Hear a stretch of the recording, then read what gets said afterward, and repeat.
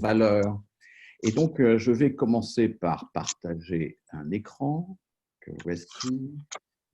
Voilà, voilà. Et donc, faire en plein écran. C'est formidable. Donc, si vous avez des questions, vous les envoyez sur le chat au fur et à mesure. Soit je réponds immédiatement si ça nécessite une réponse immédiate, soit on rassemble les réponses pour la fin. Et à ce moment-là, ça permet de commencer le débat. Donc, vous vous rappelez, la première discussion qu'on a eue ensemble, c'était au niveau de la mesure de la performance. Donc, la performance, c'était la rentabilité opérationnelle dégagée par l'entreprise dans ses investissements, dans ses capitaux investis. Et en fait, ces capitaux investis sont financés par un certain nombre d'investisseurs qui prennent des risques différenciés suivant qu'ils sont actionnaires ou créanciers financiers. Ils exigent une rentabilité corrélée à la catégorie de risque auquel appartiennent les actions d'un côté et les obligations de l'autre. Et fondamentalement, lorsque vous allez chercher des fonds auprès de vos investisseurs, vous faites une promesse de rendement qui s'appelle le coût moyen pondéré du capital. Et bien évidemment, remplir sa promesse, c'est être capable de dégager une rentabilité qui est supérieure à ce que le marché offre. Quelque chose qui est tout à fait important, c'est qu'à partir du moment où vous remplissez la promesse, vous construisez un capital de crédibilité auprès des investisseurs, et en construisant le capital de crédibilité, vous facilitez l'accès à la liquidité, qui est quelque chose de tout à fait fondamental. Alors, donc ça, c'était la première conférence. La deuxième est consacrée à l'amélioration de la performance. Ensuite, je vous parlerai de financement de la croissance. Finalement, on va en parler un petit peu d'ailleurs pendant cette conférence. Ensuite, on verra la question tout à fait considérable qui consiste à optimiser la structure financière. Finalement, quelle est la part respective des capitaux propres et de la créance financière qui optimise la situation de la firme dans le long terme. Et la dernière sera consacrée à quelques connaissances d'ingénierie financière de projet. Alors, le résultat économique, les capitaux engagés, ça permet de faire du chiffre d'affaires et du résultat. Et puis, le coût du capital, le coût moyen pondéré du capital, le coût de financement, qui prend en compte non seulement l'intérêt qui est payé aux banquiers, déductible du résultat imposable, donc après impôt, mais aussi ce qui est exigé par l'actionnaire. Et véritablement, la différence entre le résultat économique tel qu'il apparaît ici et le résultat comptable tel qu'il apparaît en bas du compte de résultat, c'est la rémunération de l'actionnaire. Le résultat comptable vous dit combien vous attribuez à vos actionnaires, le résultat économique vous dit est-ce que vous leur avez donné assez par rapport à ce qu'ils pouvaient attendre du marché. Et puis, on a parlé de la formule du pont de Nemours, et c'est la conférence va être complètement consacrée. Si vous pouvez fermer votre micro, s'il vous plaît, il y a quelqu'un qui a un micro ouvert. Et donc, on va parler de rentabilité des capitaux. Et donc, c'est combien on a gagné divisé par combien on a investi. Et puis, on a dit aussi quelque chose d'important qui est, finalement, quand vous calculez la rentabilité des capitaux engagés, le chiffre d'affaires n'apparaît pas. Or, le chiffre d'affaires, c'est quelque chose de tout à fait fondamental. Donc, d'où l'idée d'aller faire la distinction entre la rentabilité commerciale, donc résultat d'exploitation divisé par le chiffre d'affaires, multiplié par un facteur qui est tout à fait fondamental, qui est le chiffre d'affaires divisé par les capitaux engagés. Ça, c'est la productivité de l'actif. Et en fait, si la formule du pont de Nemours a été mise en œuvre par M. Brown il y a un siècle, c'est simplement pour sensibiliser, et ça va être un point important de la conférence, c'est pour sensibiliser les opérationnels à la consommation des ressources nécessaires pour aller financer l'outil industriel, l'actif économique, les capitaux engagés, quel que soit le nom que vous donnez à ça. Alors, l'agenda pour cette discussion, je vais vous parler de l'amélioration dans le long terme de la rentabilité des capitaux engagés sous un angle exploitation courante, et puis sous un angle stratégique. Et stratégique, ça veut dire que de temps en temps, on change les règles du jeu à l'intérieur d'une chaîne de valeur, à l'intérieur d'un business model, et en changeant les règles du jeu, parfois, il va y avoir un impact sur le return on sales, il va y avoir un impact sur l'asset turnover, sur la rentabilité commerciale et sur la productivité des actifs. Et je vais vous donner 3 exemples que j'ai eu la chance, notamment 2 d'entre eux, d'observer de très près. Et donc, vous allez voir la dimension de make or buy, est-ce qu'il faut faire ou est-ce qu'il faut acheter? La dimension d'externalisation que j'ai étudiée en long, en large et en travers, c'est-à-dire toute la migration de valeur à l'intérieur d'une chaîne de valeur qui s'appelle l'automobile, entre les constructeurs et les équipementiers, qu'on appelait autrefois les sous-traitants, avec un peu de mépris. Et puis, l'ingénierie financière au service de l'excellence opérationnelle, c'est quelque chose de tout à fait important, notamment dans la stratégie immobilière de McDonald's, que je vais vous expliquer enfin. Alors, d'abord, les opérations. La question, c'est comment est-ce qu'on peut augmenter le ROCE? Alors, la rentabilité des capitaux, c'est combien on a gagné divisé par combien on a investi. Dès que vous avez un numérateur et un dénominateur, immédiatement, on se projette sur le numérateur en disant il faut augmenter le résultat d'exploitation. Alors ça, on connaît bien, c'est avoir une politique de prix, avoir des produits de bonne qualité, faire de la productivité, ne pas trop dépenser, à augmenter les volumes, faire des économies d'échelle, etc. Ça, c'est tout à fait intéressant. Moi, je vais me consacrer au dénominateur, c'est-à-dire fondamentalement à la gestion des capitaux qui sont mis à la ressource des opérationnels pour pouvoir faire du chiffre d'affaires et transformer le chiffre d'affaires en résultat d'exploitation. Alors, si vous reprenez une présentation un peu synthétique et simplifiée d'un bilan financier, pas tout à fait d'un bilan comptable, mais d'un bilan financier, vous n'avez pas l'actif et le passif, vous avez les capitaux engagés et les ressources financières nettes. Alors, comment on passe de l'un à l'autre? On met toute l'exploitation d'un côté et on met tout le financier de l'autre. Donc, la trésorerie qui apparaît tout à fait en bas de l'actif passe de l'autre côté et se met en face de la dette. C'est pour ça qu'on parle de dette financière nette. Et puis, le besoin au fonds de roulement, c'est finalement tout ce qui est actif circulant d'exploitation, mais dont on retire l'actif, le passif circulant d'exploitation, notamment, bien évidemment, la dette fournisseur, le crédit fournisseur. Alors, vous voyez que vous avez deux gros postes à l'intérieur des capitaux engagés. Vous avez tout ce qui est actif immobilisé, le long terme, le corporel, c'est-à-dire les terrains, les machines, les équipements et les usines, et puis l'incorporel, c'est-à-dire la dépense de R&D capitalisée, les marques, les logiciels et tout ce genre de choses. Puis, vous avez le financement de l'actif d'exploitation. Alors, on va regarder comment on peut faire des économies à la fois du côté des immobilisations et du côté du besoin en fonds de roulement. Quand on veut réduire l'actif immobilisé, qu'est-ce qu'on peut faire? Alors, en vrac, vous pouvez d'abord vendre les actifs non stratégiques. Alors, de temps en temps, on a le choix, de temps en temps, on n'a pas le choix.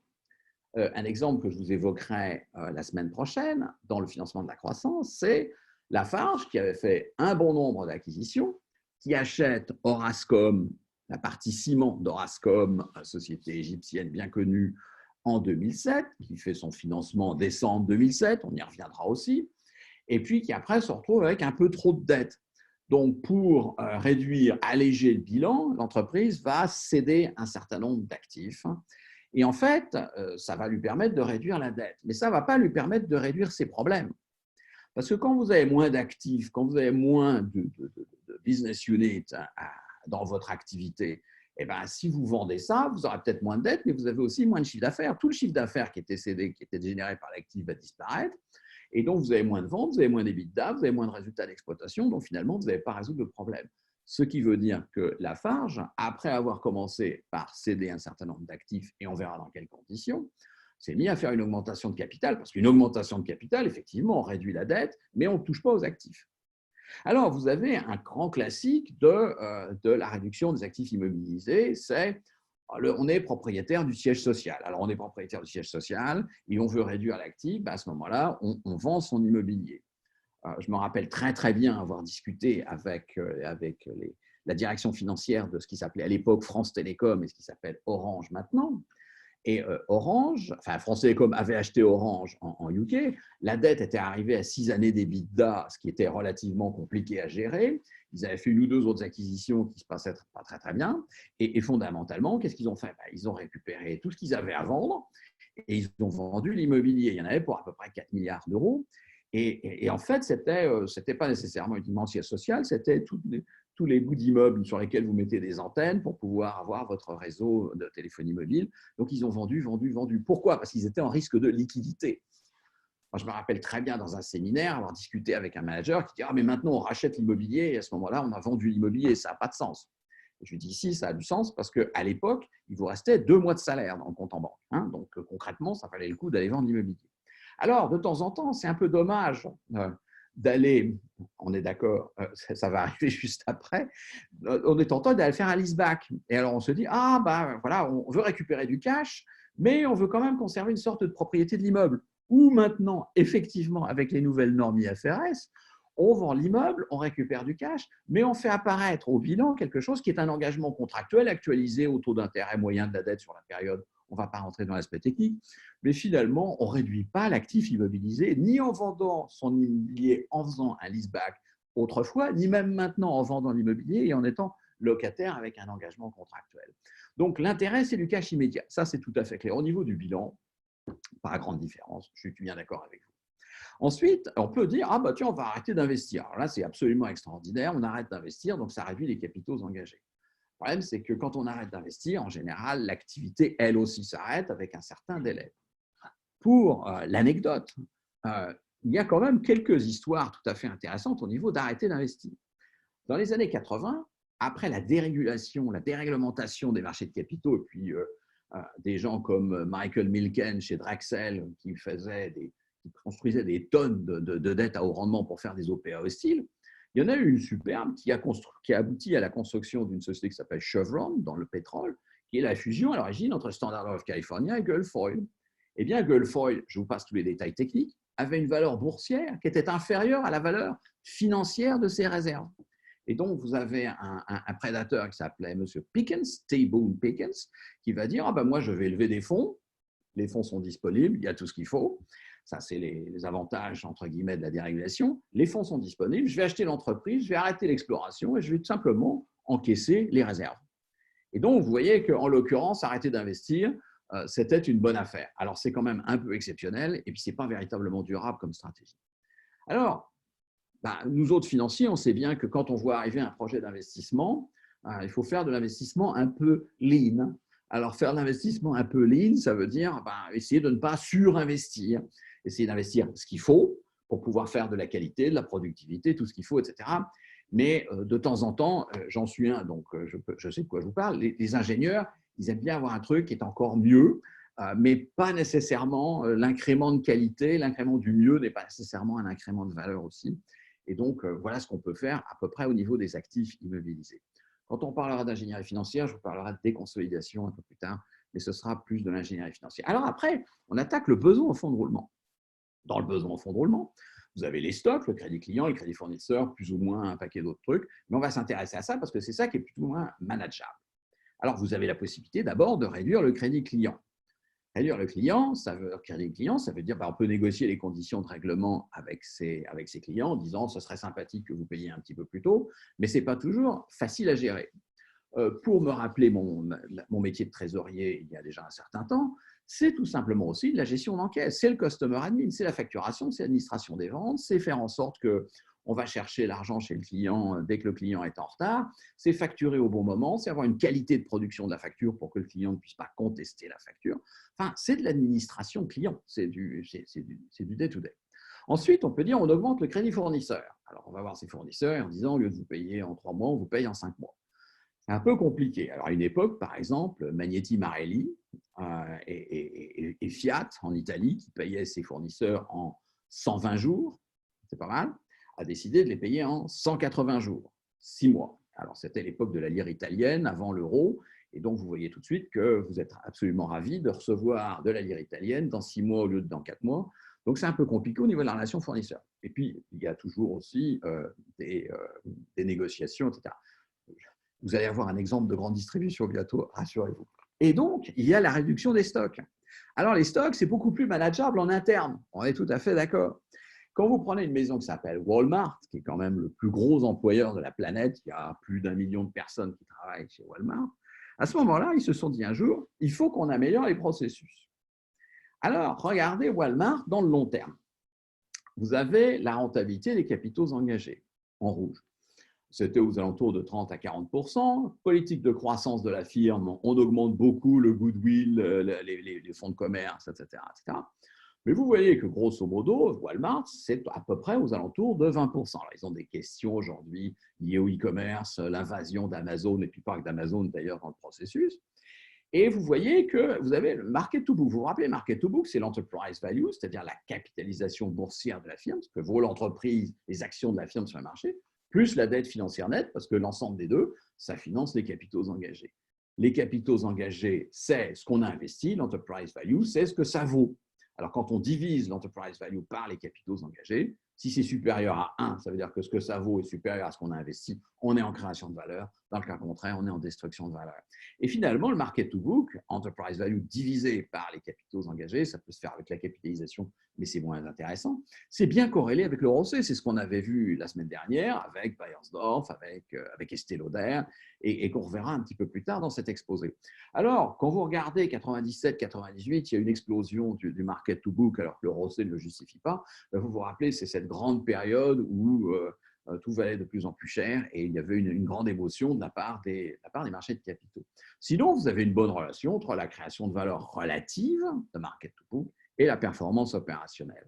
Alors, au niveau des stocks, eh bien là, je vous ai mis deux entreprises, Walmart et Tesco. Tesco, c'est le numéro 1 en Grande-Bretagne, qui a connu des heures de gloire absolument extraordinaires, puis après a connu beaucoup de difficultés et est en train de faire une vraie recovery. Mais je reviens sur Tesco tout à l'heure.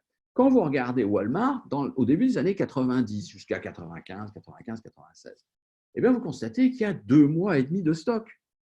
Alors, 2 mois et demi de stock, ce n'est pas terrible dans la grande distribution parce que le benchmark, les meilleures pratiques que vous pouvez observer, c'est plutôt 1 mois et demi. Alors, l'avantage de la grande distribution, c'est ce que vous disiez, c'est que quand vous avez 1 mois et demi de stock, que le crédit client est égal à 0, sauf pour les royalties venant des franchisés, ça c'est autre chose, mais que le client il paye immédiatement, donc vous avez 3 jours pour les cartes de crédit, et que vous avez un crédit fournisseur qui peut être de 60 ou 90 jours, à ce moment-là, vous avez un besoin en fonds de roulement qui est structurellement négatif. On verra un autre exemple de BFR structurellement négatif, c'est les opérateurs de télécommunications un petit peu plus tard. Mais quand moi je discute avec j'ai enseigné tous les masters Carrefour à l'INSEAD, et alors ils me disaient, oh, on a un BFR négatif. Je disais, oui, mais vous avez un BFR négatif, mais ça ne veut pas dire qu'il ne faut pas essayer de réduire un peu vos stocks par l'amélioration des processus. Alors attention, par l'amélioration des processus et pas en prenant des risques inconsidérés. Je vais y revenir tout à l'heure. Regardez l'exemple de Walmart. Walmart, il y avait 2 mois et demi de stock. Le benchmark, c'est 1 mois et demi. Eh bien, ils vont réduire leur stock pour l'amener progressivement à 1 mois et demi d'achat. Et donc, ça va être quelque chose de tout à fait… Ah, il y a quelqu'un qui a allumé sa webcam. Ce n'est pas un problème. Alors, vous regardez à ce moment-là à quoi ça correspond et vous vous dites, bah, ça fait beaucoup d'argent, 1 mois d'achat chez Walmart. Donc, qu'est-ce qu'ils ont fait? Eh bien, ils ont réorganisé complètement leur logistique, leur distribution physique. Ils ont réorganisé complètement leur système d'information. Ils ont mis de la transversalité un peu partout. Ils ont géré leur portefeuille fournisseur. Ils ont pris un certain nombre d'accords avec leurs fournisseurs et ils ont gagné 1 mois d'achat. Je me rappelle un jour, dans un séminaire, je n'avais pas montré encore le graphe et je demande aux participants, à votre avis, pour réduire les stocks de 2 mois à 1 mois et demi, c'est-à-dire pour réduire les stocks d'1 mois d'achat, il faut combien de temps? Et il y a un participant qui a dit il faut au moins 1 mois, qui était une réponse tout à fait intéressante et qui montrait que cette personne ne connaissait pas trop le supply chain. En fait, il leur a fallu 6 ans à peu près. Alors, on va voir l'impact. Pourquoi Tesco, c'est plus faible? Parce que Tesco ne calcule pas son coût de revient des ventes de la même manière que Walmart.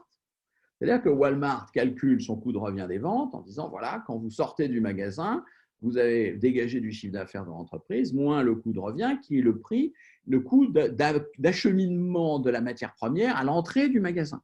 Alors que Tesco calcule le coût de revient des ventes à la sortie du magasin, donc incorpore dans le coût de revient des ventes toute la valeur ajoutée du point de vente.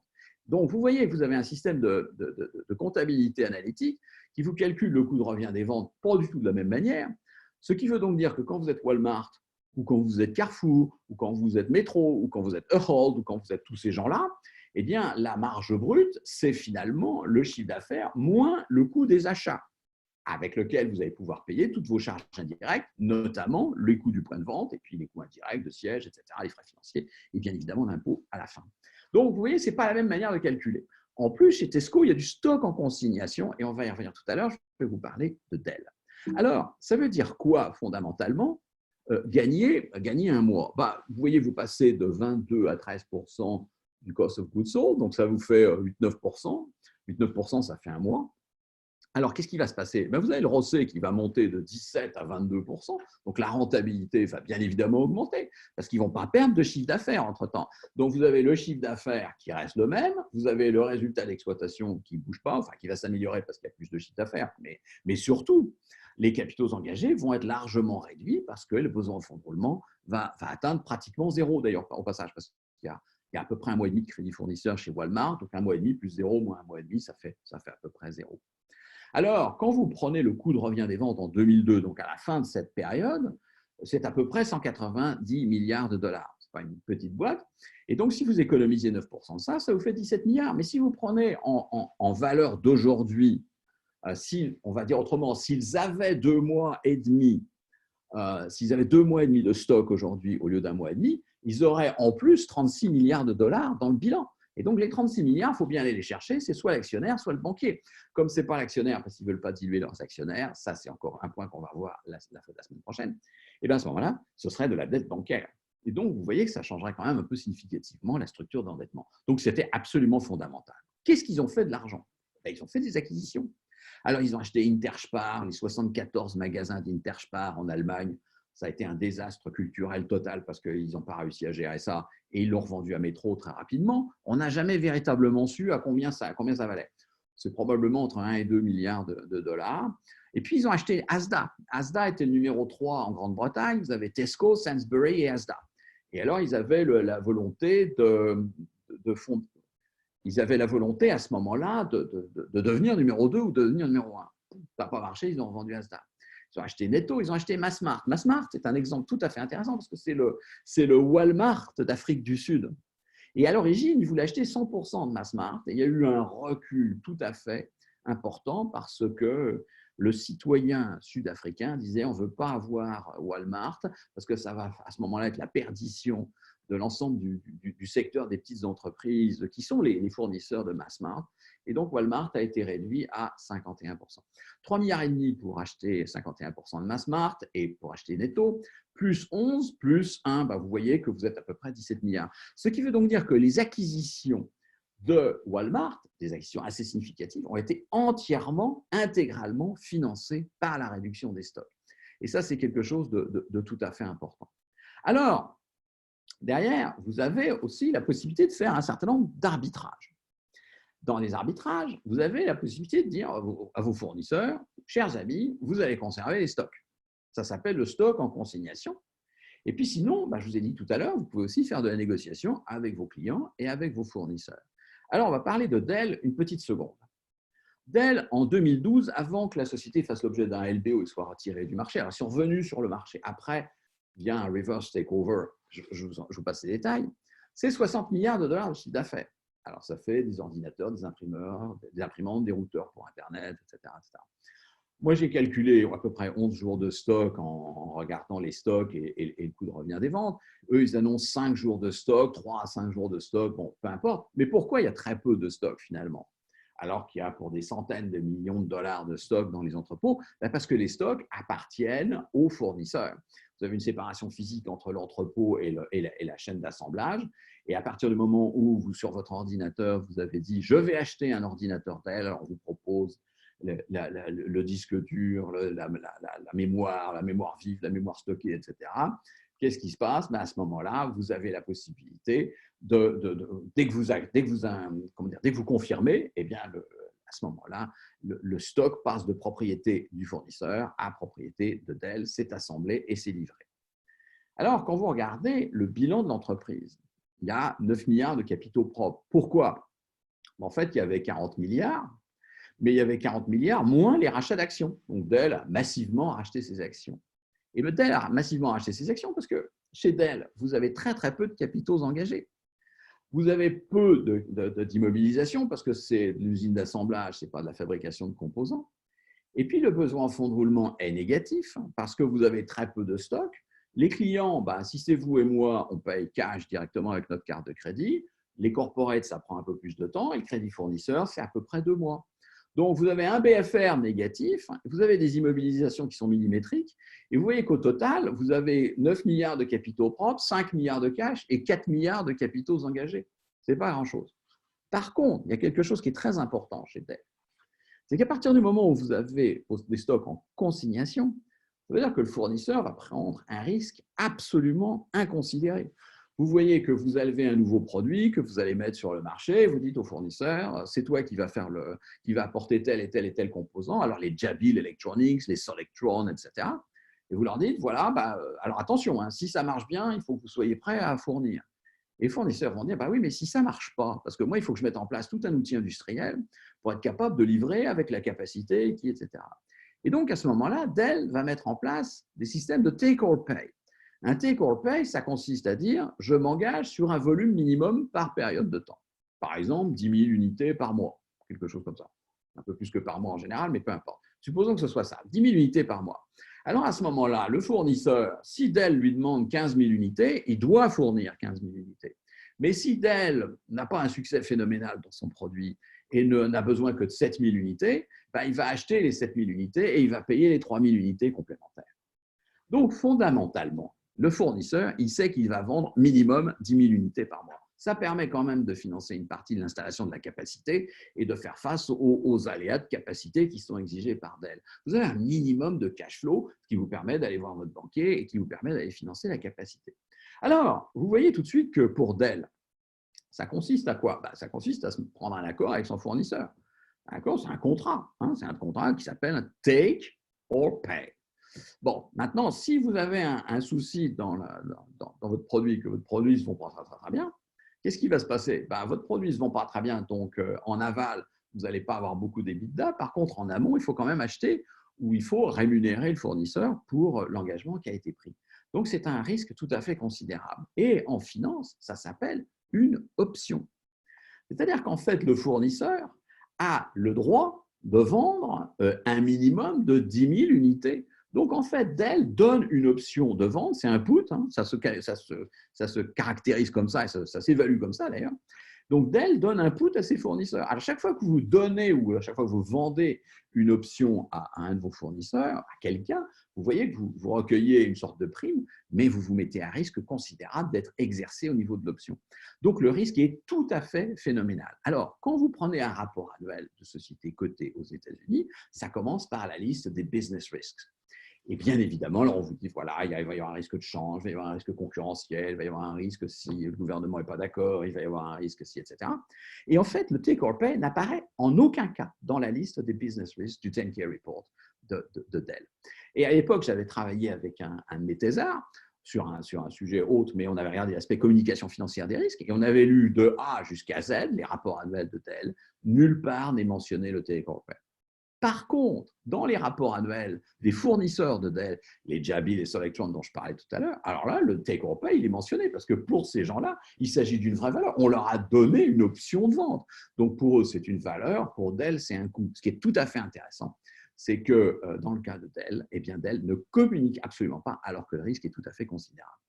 C'est quelque chose sur lequel on pourra revenir dans les questions si vous le souhaitez tout à l'heure. Alors sinon, vous avez quelque chose de très sympathique qui s'appelle l'arbre de performance. Un arbre de performance, alors là, je vous ai présenté une vision, je vous présente une vision un peu simplificatrice, mais c'est quoi? C'est un peu un mélange de Dupont de Nemours et d'Economic Profit avec un petit détail du bilan. Alors, vous voyez, par exemple, ici, eh bien, je fais un résultat d'exploitation de 15, le chiffre d'affaires est égal à 120, le return on sales, résultat d'exploitation rapporté au chiffre d'affaires, c'est 12,5.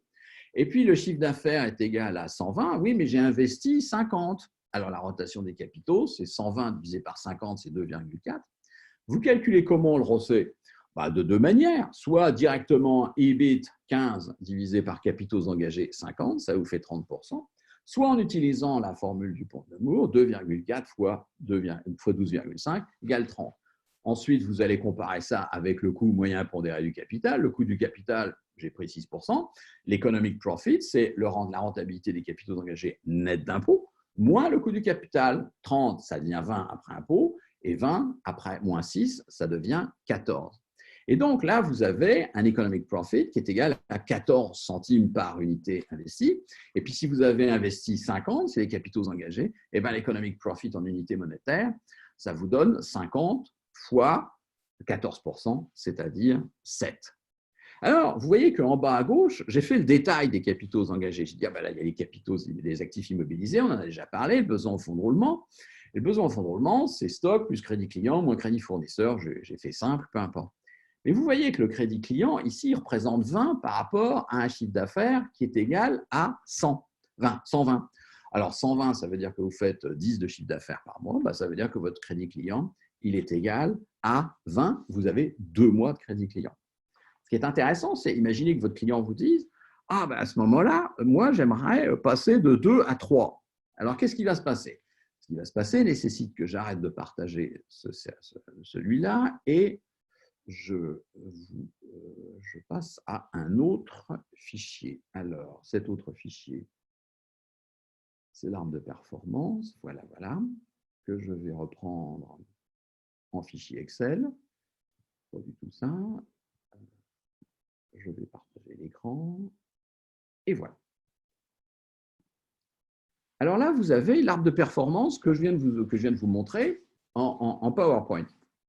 Qu'est-ce qui se passe si mon client me dit « Moi, je vais vous payer en 3 mois ». Et bien à ce moment-là, au lieu d'avoir 2 fois 10, pardon, vous avez 3 fois 10. 3 fois 10, ça fait 30. Et vous voyez que vous allez bouger quelque chose. Alors, vous ne bougez pas le compte de résultat puisque l'EBIT est le même et les ventes sont les mêmes. Donc, le return on sales est le même. Par contre, au lieu d'avoir besoin de 50 pour dégager 120, maintenant, vous avez besoin de 60. Donc, l'asset turnover, la productivité des actifs a diminué parce que les capitaux engagés ont augmenté de 10. Et on n'est plus à 2,4 fois 12,5, mais on est à 2 fois 12,5. Le ROCE est passé à 25, a diminué. L'economic profit a diminué. Et le 7 est devenu 6,4. Alors, ce qui est assez sympa avec l'arbre de performance, ou qu'on appelle arbre de performance, arbre de valeur, peu importe, c'est qu'on peut se dire, ah ben voilà, il faudrait que j'augmente le résultat d'exploitation de combien? Alors, vous pouvez faire un petit test, et puis vous dites, ah ben, je vais augmenter le résultat d'exploitation, je vais le passer par exemple à 16. Alors, si je le passe à 16, ah ben, vous voyez, là, j'ai augmenté, je suis revenu à mon economic profit de 7. Ah oui, mais j'avais un peu plus que 12, j'avais 14 d'economic profit en pourcentage.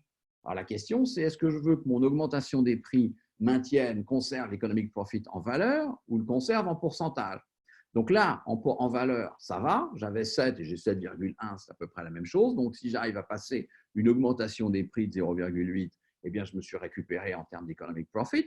Par contre, si c'est la rentabilité des capitaux, parce que c'est quand même ça qui est lié au market to book, et j'ai envie de restaurer l'economic profit en pourcentage, à ce moment-là, il faut peut-être que j'augmente le résultat d'exploitation un peu plus. Alors, je passe à 18. Là, à 18, voilà, c'est formidable parce que mon ROCE maintenant n'est plus égal à 2,4 fois 12,5, mais 2 fois 15, c'est la même chose, c'est 30. Après impôt, c'est 20, moins 6, ça fait 14. Alors, vous voyez que j'ai augmenté l'economic profit en dollars parce que maintenant, j'ai 14% de 60, ça fait 8,4. Avant, j'avais 14% de 50, ça faisait 7. Donc, en augmentant mes prix en passant de 15 à 18, c'est-à-dire finalement en faisant passer une augmentation de prix de 2,5%, à ce moment-là, j'ai conservé mon economic profit en pourcentage et puis je l'ai amélioré en valeur. La seule chose qui reste à faire, c'est aller négocier les 2,5. Et ça, ce n'est pas évident parce que bien évidemment, on peut faire un calcul notionnel sur Excel. Ça ne veut pas dire que la négociation va être réussie avec le client qui va bien évidemment dire non, non, mais vous ne pensez pas quand même que je vais augmenter les prix de 2,5% alors que les taux d'intérêt sont égaux à 0, etc. etc. Bon, ça ne vous fait pas la négociation, ça vous permet quand même d'avoir une petite idée sur ce que vous devez tenter de négocier. Alors, je vais revenir à ma présentation PowerPoint. Voilà.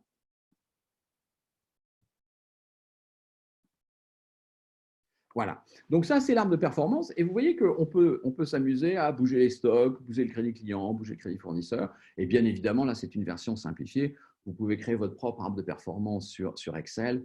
Et ça marche bien. Et c'est assez illustratif. C'est assez pédagogique aussi quand vous voulez discuter avec les gens dans les opérations. Alors, au niveau de la stratégie, je vais vous parler rapidement de 3 secteurs. Il y a un premier secteur qui s'appelle les opérateurs de télécom. Et deuxième, ça va être l'automobile, avec toutes les grosses difficultés que le secteur automobile a connues pour restructurer, alors qu'il n'avait pas fondamentalement beaucoup de moyens, etc. Des questions? Oui, je vais y arriver. On va pouvoir parler de ça après. Alors, on va commencer par les télécommunications. Télécommunications, c'est un métier qui se caractérise par une considérable intensité capitalistique. Là, je vous ai pris 3 exemples. Vous prenez un exemple japonais, KDDI, Verizon aux États-Unis, qui est numéro 2 ex aequo avec AT&T, et Telefonica, un exemple européen. Vous voyez que ce qu'ils ont tous en commun, c'est une rotation des capitaux 0,7, 0,8. Donc, une intensité capitalistique tout à fait considérable. Et à ce moment-là, vous avez l'asset turnover qui est faible, donc le return on sales doit être élevé. Alors, KDDI et Verizon, ils y arrivent, Telefonica un peu moins, parce que Telefonica a les problèmes en Espagne et puis en Amérique du Sud, et donc c'est un petit peu compliqué. Alors, pourquoi est-ce qu'il y a une intensité capitalistique très forte? Là, je vous ai sorti le bilan de Verizon fin 2019. Le total de bilan est tout à fait considérable, c'est 270 milliards de dollars. Mais là-dedans, vous avez essentiellement de l'infrastructure, ce qu'ils appellent IT on Network, le réseau, 90 milliards, goodwill, conséquence d'un certain nombre d'acquisitions, et les licences UMTS. Et vous voyez que le droit d'aller émettre des ondes pour pouvoir gérer son métier est identique au coût, en termes de coût, est identique au coût de l'infrastructure. C'est tout à fait considérable. Il y a un peu de crédit client, mais vous savez qu'il y a du prepaid, c'est-à-dire que les clients acceptent de payer en avance, ce qui fait que là aussi, le BFR est négatif. Donc, il y a quand même, il n'y a pas que la distribution, c'est tout à fait intéressant. Alors, la rationalité stratégique du Mobile Virtual Network Operator, c'est quoi? Le client, c'est un très mauvais jeu de mots, il est très mobile, le client. C'est-à-dire que le client, il n'est pas loyal du tout, aucune fidélisation client, et il va bouger facilement d'un opérateur à l'autre. Donc, si vous voulez aller arracher un client du compétiteur, il faut faire de la pub, de la qualité, de la productivité, vous montrer aux gens que c'est trendy, etc. Et comme ça, vous récupérez le client. Simplement, le MVNO dit, moi, je ne vois pas pourquoi je vais aller construire un réseau. Il y a des tas de réseaux qui sont disponibles. Ces réseaux ne sont absolument pas exploités à leur capacité. Donc, moi, ce que je vais faire, c'est que je vais mobiliser la capacité d'un réseau existant. Et je vais payer à l'usage, je paye un péage, ou je paye, peu importe. Et je vais capitaliser sur mes forces marketing.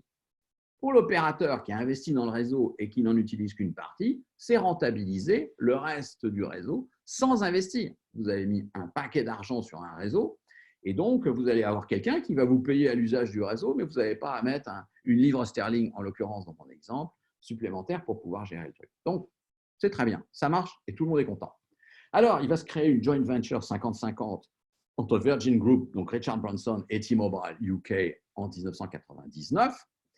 Je vais rapidement vous passer sur l'ingénierie financière, mais quand même, quand vous regardez la liste des capitaux propres, vous avez des actions ordinaires, vous avez des actions de préférence sans droit de vote, vous avez des actions de préférence avec droit de vote, vous avez des actions qui ont droit de vote mais qui n'ont pas de dividendes, etc.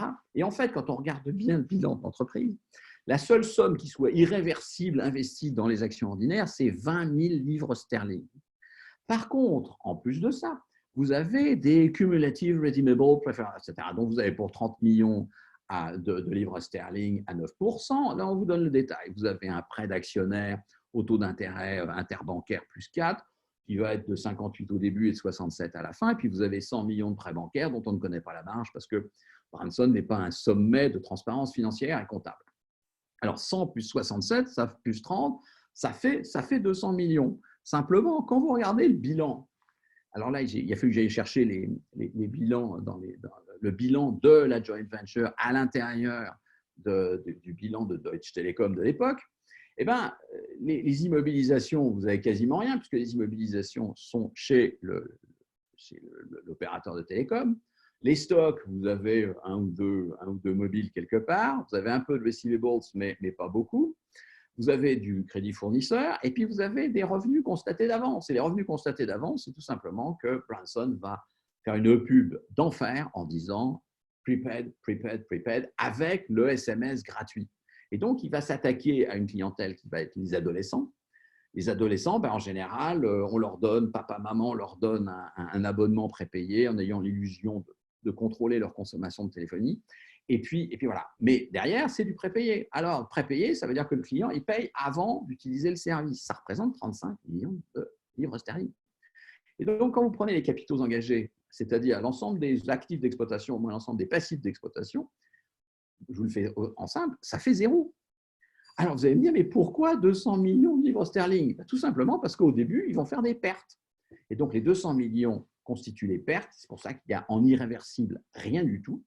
Là, les 200 millions vont permettre de couvrir les pertes, vont être progressivement redeemable, progressivement remboursés. Vous remboursez la dette d'actionnaire, vous remboursez la dette bancaire, et les cumulative redeemable, etc., vont être remboursés progressivement, ce qui fait qu'in fine, il n'y a plus rien dans le bilan.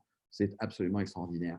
Voilà le nombre d'utilisateurs de T-Mobile UK. Alors, T-Mobile fait une communication sur l'ensemble des utilisateurs en faisant la distinction entre ce qui est en orange la maison mère, si j'ose dire, et Virgin, c'est-à-dire la joint venture Virgin Mobile UK avec Virgin Group. Et vous voyez en fait qu'au début, ça va bien monter parce qu'ils vont aller récupérer de la clientèle. Et puis, à partir de 2001-2002, eh ben, ma foi, vous allez avoir une espèce de plateau. Et en fait, toute la croissance du nombre d'utilisateurs, c'est Virgin Mobile. Et T-Mobile ne va pas être particulièrement content.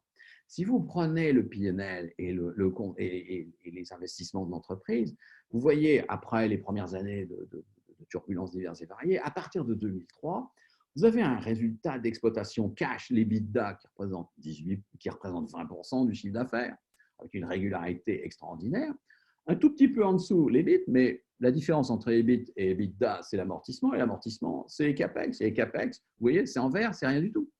Et donc, fondamentalement, pour M. Branson, l'EBITDA, il est 35% chez les opérateurs. Chez nous, il n'est que de 20%. Mais l'EBIT est de 18, c'est-à-dire 20 moins 2, alors que chez les opérateurs, il est de 20, c'est-à-dire 35 moins 15. Et le 15 vient de quoi? Vient d'un investissement industriel.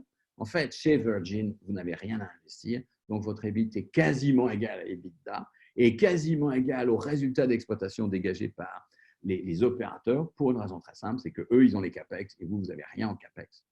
Alors, la fin de l'histoire, c'est qu'ils vont se fâcher. Ils vont se fâcher parce que Virgin Mobile va apparaître en tête de ligne dans les satisfactions clients et les clients de Virgin Mobile vont dire « Oh là là, c'est quand même bien mieux la qualité de service client chez Virgin Mobile que chez T-Mobile, alors que c'est le même réseau. » Bon, OK. Ensuite, il va y avoir la cannibalisation. C'est-à-dire que comme le contrat qui a été signé le contrat de mise à disposition du réseau est très en avance, très avantageux pour Virgin Mobile, eh bien, T-Mobile va constater qu'un certain nombre de ses clients vont partir chez Virgin Mobile et vont être partagés avec Virgin Group. Donc, ils vont créer leur propre cannibalisation, notamment grâce aux SMS gratuits. Et puis, vous avez une négociation absolument incroyable faite par Branson, qui est que Branson dit « Moi, j'apporte tout mon savoir marketing. Alors, vous, comme vous n'avez pas de savoir marketing chez vous, eh bien, vous allez amener des sous. » Et donc, il va y avoir un paiement du support marketing par client. Et alors, on ne sait pas très bien, mais on pense que c'est à peu près 4 livres sterling qui étaient payés par client de T-Mobile. Client en vie ou client plus en vie du tout. Enfin, c'était absolument incroyable. Donc, ils vont se fâcher. Et ce qui va se passer, c'est que T-Mobile va arrêter le contrat. Branson va racheter l'intégralité des parts, va mettre Virgin Mobile en bourse et va gagner, on ne sait pas très bien, mais à peu près $1 milliard. Alors, le deuxième point, automobile et restructuration. Rapidement, la fin de la situation à la fin des années 80 pour les constructeurs, que ce soit les constructeurs européens ou les constructeurs américains, c'était quand même un peu dramatique. Il y avait des problèmes de qualité incroyables. Le client était d'une fidélité absolue. Vous achetez telle marque parce qu'avant vous achetiez telle marque, parce qu'avant vous achetiez toujours la même marque. Et problème de qualité, problème de fiabilité, et puis UX, comme on dit aujourd'hui, c'est-à-dire l'expérience utilisateur, l'expérience client, c'est quand même pas formidable. Si je peux me permettre de vous donner un exemple personnel, le début de ma carrière, entre guillemets, comme conducteur, c'était avec une Renault 5, pour laquelle j'avais une affection considérable, mais quand je mettais la clé dans le démarreur, c'était quand même un moment d'angoisse et d'émotion parce qu'on ne savait pas très bien s'il avait plu toute la nuit, ça ne démarrait pas. Enfin bref, c'était quand même pas terrible, si vous voulez. Et puis est arrivée à ce moment-là la concurrence japonaise. Et les Japonais sont arrivés en disant « Ah ben nous, l'air conditionné n'est pas en option, c'est dans le produit standard, ça coûte moins cher, c'est plus fiable, il y a plus de garanties, les gens sont gentils à l'agence, etc., etc. Et si vous avez un problème, on est vraiment désolé. » Bon. Alors, la fidélité client va un peu baisser, si vous voulez. C'est-à-dire que les clients vont dire bah, « moi, je vais aller acheter japonais ». Alors, les constructeurs américains et européens vont voir les gouvernements et en leur disant « c'est pas possible, on est envahi, c'est épouvantable, ils vont mettre l'industrie automobile par terre, c'est de la concurrence déloyale ». Évidemment, des produits meilleurs à un prix plus faible, c'est vraiment ce qu'on appelle la concurrence déloyale.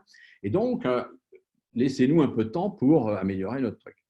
Donc, pour restructurer. Donc, à ce moment-là, les gouvernements vont dire « OK, on monte les barrières, on monte les murs, alors tarifs, quotas d'importation, etc., droits de douane et tout ce genre de choses. Simplement, on vous laisse un peu de temps, mais allez restructurer vos trucs, les gars, parce que ce n'est pas terrible au niveau de la qualité de production. » Et à ce moment-là, qui dit restructurer dit financer. Et financer dit « eh bien, on revient au bilan ». Et quand on regarde le bilan, on a toujours les capitaux engagés, toujours les ressources financières nettes. Simplement, quand vous regardez les capitaux engagés, pour augmenter les capitaux engagés, qu'est-ce qu'il faut faire? C'est ce que je vais vous expliquer la semaine prochaine. On peut vendre les IMO, on peut réduire le BFR, ça on en a déjà parlé un petit peu. Sinon, on peut aller voir son banquier et on peut aller voir son actionnaire. Seulement, à l'époque, les experts du monde automobile, je vous parle de fin 80, début 90, disaient il restera 2 constructeurs généralistes en vie dans 20 ans en Europe. Et ils mentionnaient Fiat et Volkswagen. Alors, si vous êtes Renault, si vous êtes BMW, si vous êtes PSA, Peugeot, Citroën à l'époque, vous n'appartenez pas à la liste, donc les banquiers vont dire non. Alors, allez chercher des actions au moment où vous faites des pertes, etc. En plus, il faut financer les pertes. Enfin, c'est absolument épouvantable. Donc, quand vous n'avez pas les moyens d'aller financer votre restructuration, ni en vendant des actifs, parce qu'il n'y a pas grand-chose à vendre de ce côté-là, ni en allant chercher des ressources financières, il faut trouver une autre solution. Et la solution qui a été retrouvée, c'est on va externaliser. Dans la chaîne de valeur, on ne va pas demander aux clients d'aller financer l'exploitation, ça ne se fait pas, on va demander aux fournisseurs. Et quand vous externalisez, qu'est-ce qui se passe? L'asset turnover va augmenter. Pourquoi? Parce que les capitaux engagés diminuent. Vous vous rappelez dans la rotation des capitaux, chiffre d'affaires, ça ne bouge pas. Crédit client, ça ne bouge pas. Les stocks, bon, ça dépend, plus ou moins. Le crédit fournisseur, lui, il augmente. Parce que si, par exemple, vous payez au fournisseur en 60 jours, au lieu d'avoir 60 jours d'achat, vous avez 60 jours de semi-fini. Donc, mécaniquement, le crédit fournisseur augmente. Et puis, les immobilisations, mécaniquement, elles diminuent parce qu'elles sont transférées chez le fournisseur. Et donc, des maisons comme Renault, etc., vont aller voir Valeo, Forcia, etc. Ils vont dire, c'est vous qui allez faire le boulot. Et donc, ils vont transférer, ils vont externaliser. Ça, c'est absolument extraordinaire au niveau de l'asset turnover et c'est mécanique. Par contre, le jour où vous externalisez, vous remplacez votre coût direct de fabrication par l'achat de la pièce en provenance du fournisseur. Et donc, vous risquez d'avoir le return on sales qui diminue, la rentabilité commerciale qui diminue par augmentation de vos prix de revient, et qui est combiné avec un asset turnover qui augmente. Quand vous multipliez 2 trucs, il y en a un qui descend et l'autre qui monte, qu'est-ce que ça donne? On n'en sait rien. Sauf que le fournisseur va être autorisé à faire des économies d'échelle, c'est-à-dire va être autorisé à utiliser la recherche, le développement, les specific tooling, etc., tout son outil de production et tous ses tests et toute son innovation pour pouvoir vendre aux clients, mais à d'autres clients aussi. Et à ce moment-là, ça s'appelle les économies d'échelle. Ce qui fait que, prenons un exemple au hasard, Renault va acheter en provenance de Valeo à un prix d'achat venant de Valeo qui est inférieur au propre coût direct de fabrication de Renault quand Renault fabriquait lui-même. Alors à ce moment-là, le return on sales est plus élevé, l'asset turnover est plus élevé et le ROCE va être absolument extraordinaire. Le seul problème, c'est que ce n'est pas le constructeur automobile qui va être gagnant. Le gagnant, c'est le client, parce que le client va voir arriver des produits bien mieux, bien moins chers. Le deuxième, ça va être le fournisseur, parce que le fournisseur va faire des économies d'échelle extraordinaires, et puis parce que le fournisseur va gagner en pouvoir de négociation, en pouvoir d'innovation, en capacité d'innovation, et va être beaucoup plus capable d'imposer son prix, d'imposer son innovation aux clients. Donc, le troisième, médaille de bronze, si vous voulez, c'est le constructeur automobile qui va gagner le droit à survivre, avec des problèmes de différenciation. Parce qu'aujourd'hui, vous savez que les automobiles, elles se ressemblent un petit peu beaucoup. Quand vous rentrez à l'intérieur, vous avez le sentiment de passer d'une marque à l'autre sans véritablement changer de véhicule. Juste pour une petite anecdote, un jour, le directeur financier de Ford fait une présentation devant les analystes financiers à Wall Street et dit, parce que Ford aujourd'hui, c'est un nouveau Ford depuis la One New Ford Strategy de Alan Mulally, mais avant, c'était Ford, Jaguar, Land Rover, etc., etc. Et il dit, on va produire la nouvelle Jaguar XJ, whatever, en utilisant la même plateforme que la nouvelle version de la Ford Mondeo. Donc, même plateforme pour Jaguar et pour la Mondeo.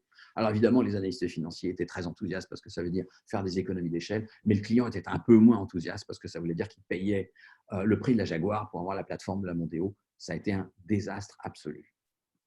Alors, le dernier point que je voudrais évoquer avec vous rapidement, c'est une maison qui est dans l'activité de restauration rapide.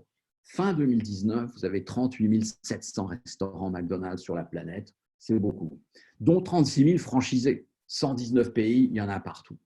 Le chiffre d'affaires purement restauration, c'est-à-dire ce que vous payez quand vous êtes dans un McDo, c'est 100 milliards de dollars, c'est-à-dire 2,6 millions de dollars par point de vente.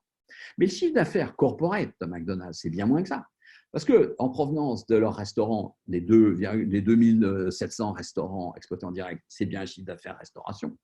Mais au niveau des franchisés, c'est les royalties que vous récupérez de vos franchisés. Les royalties récupérées des franchisés, c'est plus de la moitié du chiffre d'affaires corporate, avec un bilan considérable, 47 milliards, avec une capitalisation boursière de 147 milliards, okay, un endettement net de trésorerie de 33, donc l'enterprise value, c'est 147 plus 33, c'est 180, c'est 4 fois le total de bilan. Donc, vous avez une société avec une très forte création de valeur. et des capitaux propres négatifs parce que l'entreprise a racheté pour à peu près 25 milliards de dollars de ses actions ces dernières années. La stratégie immobilière de McDonald's, c'est on est propriétaire. Et on est propriétaire en 2019 dans le rapport annuel, mais si vous prenez le rapport annuel de 1993, vous avez à peu près la même chose. Contrôle, contrôle, contrôle. On contrôle les coûts et on est sûr d'avoir, on contrôle le site, vous voyez. C'est-à-dire que quand vous êtes propriétaire, vous achetez, et quand vous achetez, ben on peut pas, le propriétaire ne peut pas vous virer à la fin du contrat de bail, et puis vos coûts de revient sont parfaitement contrôlés, et le loyer que vous payez, ce n'est pas le loyer, c'est l'amortissement de l'immeuble que vous avez construit hier ou avant-hier. Donc c'est une stratégie de contrôle opérationnel.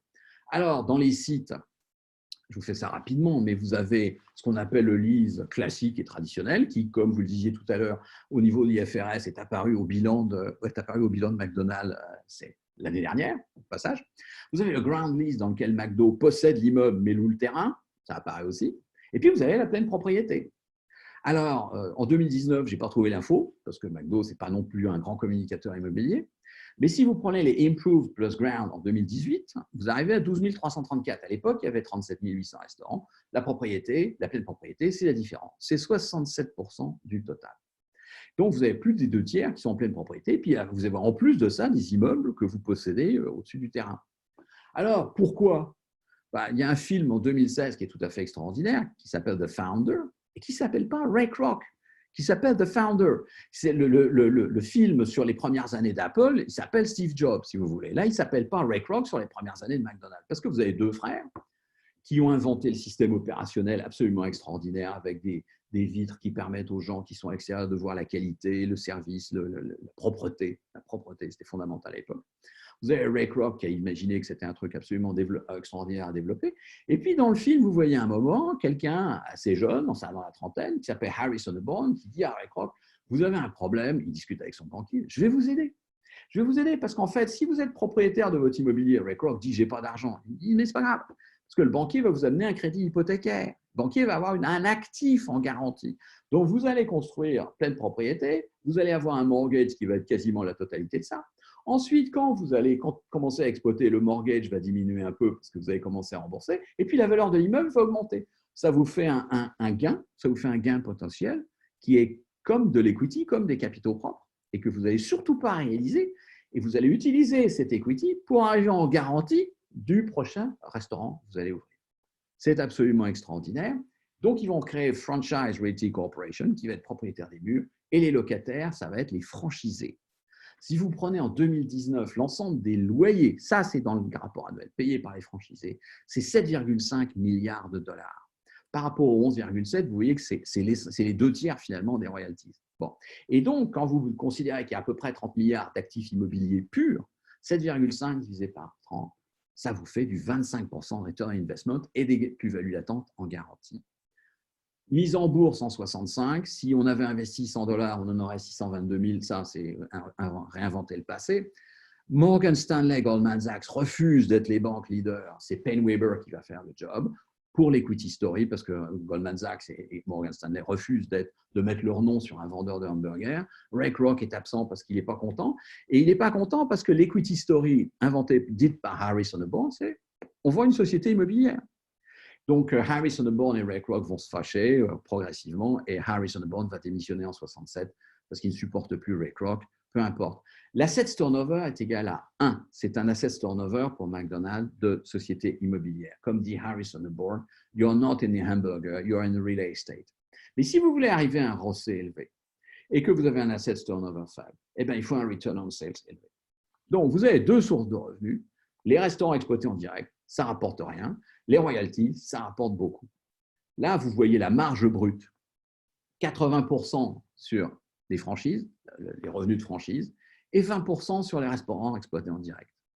Alors, au milieu, vous avez la marge moyenne. Comme ils ont vendu des restaurants en 2017, vous voyez que la marge moyenne, elle a un peu évolué. Et vous voyez finalement que l'essentiel de McDo, c'est de la franchise. Ça correspond à plus de 80%, peu importe. C'est tout à fait considérable. Alors, la question, c'est pourquoi est-ce qu'il reste des restaurants en direct? Et c'est le dernier point que je vais évoquer avec vous. Eh bien, parce que vous avez de l'innovation, vous avez de la recherche et développement, entre guillemets. Surtout, il faut tester des nouveaux menus. Il faut comprendre comment évolue le consommateur. Ça vous permet d'adapter votre plan stratégique, d'adapter vos opérations, d'adapter le style de management et la manière de construire les menus. Alors, bien évidemment, la rentabilité des capitaux engagés, ça va être l'asset turnover qui est à peu près égal à 1 multiplié par le return on sales. Vous voyez que c'est une société qui fait à peu près du 35% de rentabilité des capitaux engagés. C'est tout à fait considérable. Le return on capital est complètement lié au market to book. C'est toujours la même histoire. C'est la même histoire dans les télécoms, dans les cosmétiques, etc. Et puis, quand vous calculez le coût du capital et le résultat économique, je vous laisse les détails, vous aurez le transparent, donc vous pourrez refaire le calcul. On a un résultat économique, rossé net d'impôt moins coût du capital, 23%. C'est tout à fait considérable. Et d'ailleurs, le market to book et l'economic profit sont là aussi complètement corrélés. Maintenant, si vous voulez revenir à… Bon, ça, c'est la marque, bien évidemment, qui vaut très cher. Qu'est-ce que c'est que la flexibilité? Chez Starbucks, qui est le concurrent, entre guillemets, même si ce n'est pas un concurrent, mais qui est dans le même style de point de vente avec 30 et quelques mille, vous voyez que la mobilité, c'est être capable de bouger d'un point de vente à un autre. McDo, c'est être propriétaire. C'est une contrainte opérationnelle, parce que si le site devient un peu plus désastreux, c'est difficile de le vendre. Par contre, vous avez la possibilité de faire bouger le système. Alors, vous pouvez le faire bouger en productivité et vous pouvez le faire bouger en remise en cause. Si vous prenez toutes les acquisitions récentes de McDonald's, c'est de la productivité, c'est du numérique, c'est de la commande vocale automatisée, etc. Et c'est à l'intérieur du Velocity Growth Plan. Si vous prenez les anciennes acquisitions de McDonald's, c'est des tentatives de diversification qui ont tout échoué. Chipotle, Boston Market, Donatos Pizza, il y en a un qui a été mis en bourse, les autres qui ont été vendus au private equity, etc. Mais ce qui était intéressant, et ça, c'est le site institutionnel de McDonald's en 1999 que j'ai observé à ce moment-là parce que je m'intéressais beaucoup déjà à cette entreprise. Et alors, j'ai fait l'impression, donc là, vous êtes dans le collector pur. Vous avez Our Vision en bas. Et Our Vision, c'est on a des stratégies globales, dont l'une est Long-Term Reinvent the Category in which we compete et développer des opportunités, des options de croissance. Alors, les options de croissance, vous les développez où? Eh bien, dans votre immobilier. Quand vous êtes propriétaire, vous êtes capable de décider de l'usage du local. Vous pouvez changer l'usage, l'apparence, la marque, le design, tout ce que vous voulez. Alors évidemment, les franchisés, non. Les franchisés, ils ont un contrat. Donc, qu'est-ce que vous faites? Eh bien, vous avez vos restaurants exploités en direct. Vous faites tous vos tests. Et une fois que vous avez montré que les tests marchaient, à ce moment-là, vous allez pouvoir convaincre les franchisés et vous allez gagner plus de royalties. Alors, aujourd'hui, il y a des nouveaux territoires alimentaires. McDo, c'est typiquement un steak. Voilà. Eh bien, il y a des gens qui ne veulent plus consommer de viande. C'est comme ça et c'est en croissance. Alors, pour des problèmes de santé, d'écologie, d'évolution sociétale, d'éthique. Et donc, vous avez des restaurants qui sont végétariens, voire végétaliens, vegan. Et c'est une sacrée rupture dans le système McDonald's. Donc, qu'est-ce que fait McDonald's? Eh bien, ils ajoutent dans le menu du végétarien et puis ils font des tests. En ce moment, en Allemagne, c'est Nestlé qui produit un steak, entre guillemets, végétarien, végétalien même. Et puis, au Canada, c'est Beyond Meat qui produit le Plant Lettuce on Tomato. Beyond Meat, au passage, est une société qui est passée de 88 à 300 millions de dollars de chiffre d'affaires de 2018 à 2019. Donc là, on est bien dans l'option de croissance avec une valeur boursière qui est égale à 5 milliards de dollars et du cash qui sert à financer le BFR d'ailleurs au passage. Eh bien, vous avez une série d'options, vous avez une série de flexibilités stratégiques, vous avez une option de croissance parce que clairement, c'est un métier en forte croissance et il faut être capable de capturer ce métier. Vous avez des flexibilités d'input, d'output, vous avez la possibilité avec votre portefeuille immobilier de changer l'intérieur, de changer la production, la nature de la production et de changer même de fournisseur d'ailleurs au passage. Donc, vous avez un immobilier, une espèce de berceau, c'est le berceau d'un portefeuille d'options. Alors, conclusion générale, on est bien d'accord depuis le début, c'est-à-dire depuis la semaine dernière, c'est le return capital, ce n'est pas un return on sales, c'est la rentabilité économique, pas la rentabilité commerciale. Et les marchés valorisent ça. Alors, comment on fait le lien avec l'asset turnover? On peut augmenter l'asset turnover avec l'investissement, le BFR, il y a un alignement pur entre la trésorerie, la génération de trésorerie et la qualité du return capital. Faut-il posséder l'outil de production?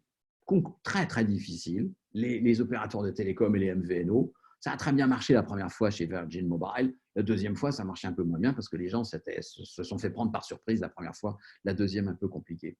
L'investissement sans ressources, l'automobile a trouvé une solution, mais en changeant complètement les règles du jeu à l'intérieur de la chaîne de valeur. Et puis la conclusion, et je suis désolé, j'ai dépassé, mais je dépasse et là c'est un peu souvent le temps requis, c'est un actif stratégique, McDonald's, Starbucks, ce n'est pas la même stratégie immobilière.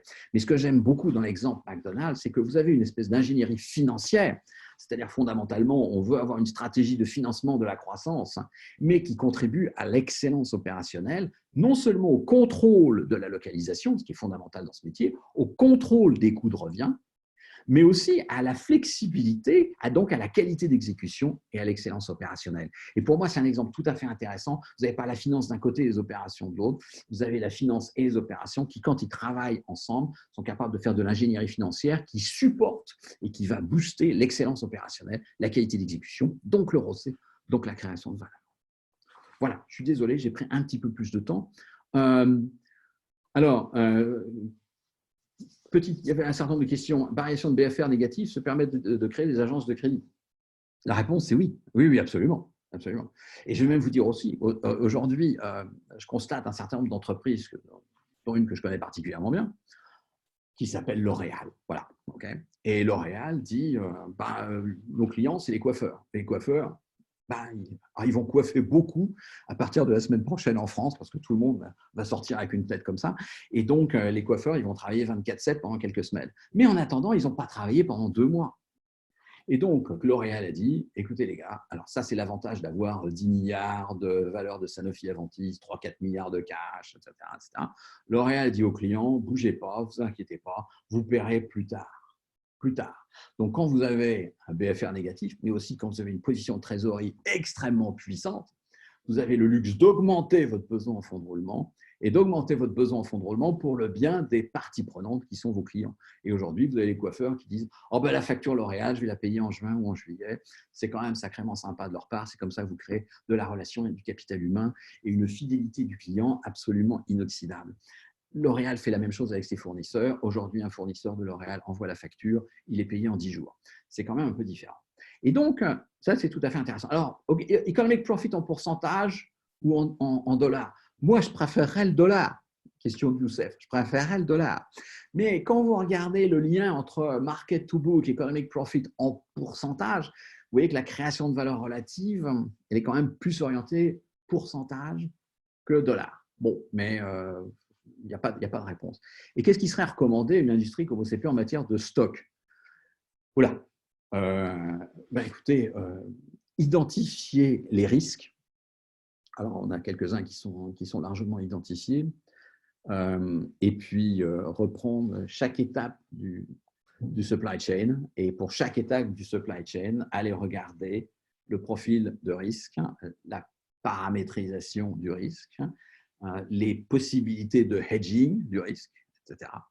Et puis être capable d'aller mettre une valorisation financière sur l'ensemble de ces paramètres de supply chain, parce que c'est BFR, c'est la complète chaîne de production. Hein. Et donc, ça va être très compliqué.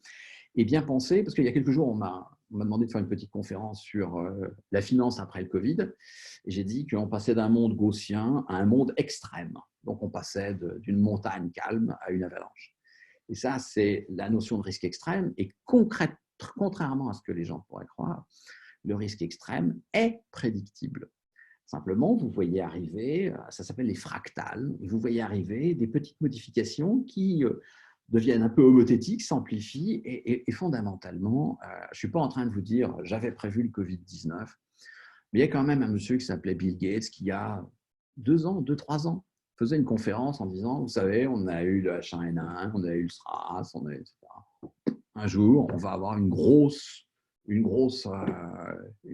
pandémie mondiale et ça va tout mettre par terre. » Donc, je vous répète, les profs ont une certaine capacité à aller prévoir le passé et ce n'est pas du tout ce que je vais avoir l'arrogance de faire.